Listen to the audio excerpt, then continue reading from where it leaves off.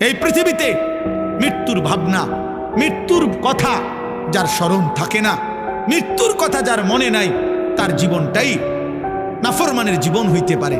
কোনো ইমানদার অথবা কোনো বিবেকবান যে চোখের সামনে মৃত্যু দেখছে, সে অহংকার করে কেমনে? যে চোখের সামনে অনিশ্চিত মৃত্যু দেখে, সে দুনিয়া নিয়া এত পাগল পারা হয় কেন? আল্লাহ বলেন, আমার সামনে মাথা নুয়ে থাকবে আর বলবে, আল্লাহ আমি সব দেখছি, জাহান্নামের আযাব দেখছি, আমার দুনিয়ায় ফেরত দেন। আল্লাহ বলবে, না বান্দা, না বান্দা, আমার বাপ এত মৃত্যু, এত লাশ, এত মানুষের জানাজা দেখবার পরে এই ঈদগাহ মাঠে কত মানুষের জানাজা হয় না? কথা বলেন না?